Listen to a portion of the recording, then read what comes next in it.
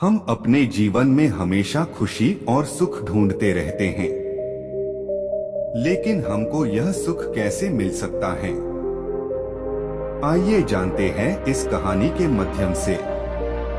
बहुत समय पहले की बात है, एक गांव में एक बौद्ध भिक्षु जी आए। उनका नाम भिक्षु धर्मपाल था। वह एक सद्गुणी और ध्यानी भिक्षु थे। वह हमेशा आत्मा के शांति और श्रेष्ठता की खोज में लगे रहते थे। एक दिन गांव के लोगों ने उन्हें अपने समस्याओं का समाधान ढूंढने में मदद करने के लिए पुकारा। गांव में एक बड़ी समस्या थी, दुख, दरिद्रता और असंतोष की बढ़ती संख्या। लोग संतोष और खुशी की तलाश में थे और उन्होंने भिक्षु धर्मपाल से मार्गदर्शन मांगा। भिक्षु धर्मपाल ने उनकी मदद करने का सोचा और गांव के लोगों के साथ रहने का निर्णय लिया। वह गांव में एक छोटे से विश्राम आश्रम का निर्माण करने के लिए शुरू कर दिए। धर्मपाल भिक्षु ने गांव के लोगों को योग और ध्यान के अद्भुत फायदे बताए और उन्हें इसका अभ्यास करने के लिए प्रेरित किया।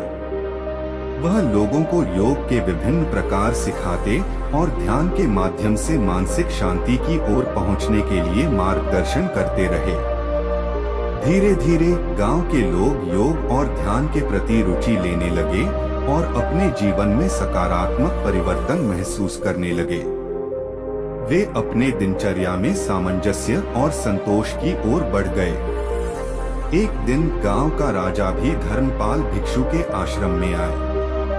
वह बहुत आश्चर्यचकित थे, क्योंकि उन्होंने देखा कि गांव के लोग अब खुश और संतुष्ट थे। उन्होंने धर्मपाल भिक्षु से योग और ध्यान के बारे में सीखने की इच्छा जाहिर की और भिक्षु ने उन्हें ध्यान की ओर मार्गदर्शन किया। राजा ने धर्मपाल भिक्षु से पूछा, भिक्षु जी, आपने इस गांव के लोगों को कैसे इतना सुखद और संतुष्ट बना दिया? धर्मपाल भिक्षु ने मुस्कुराते हुए कहा, महाराज, सुख और संतोष आत्मा के भीतर होते हैं। जब हम अपने मन को शांत करके अपने आत्मा के साथ जुड़ते हैं, तो हम वास्तविक सुख पा सकते हैं। योग और ध्यान हमें इस मार्ग पर ले जाते हैं। राजा ने धर्मपाल भिक्षु का साथ दिया और उन्होंने अपने दरबार में योग और ध्यान का प्रचार किया। गांव के लोग खुश और संतुष्ट रहने लगे और राजा भी अपने जीवन में अधिक शांति पाए। इस प्रकार भिक्षु धर्मपाल ने अपने ध्यान और सेवा के माध्यम से गांव के लोगों को सुख और संतोष का मार्ग दिखाया और उनके जीवन में सकारात्मक परिवर्तन किया। उनकी कथा हमें यह याद दिलाती है कि हमारे आत्मा की खोज में हम सभी कुछ पा सकते हैं और अपने जीवन को सुखी कर सकते हैं।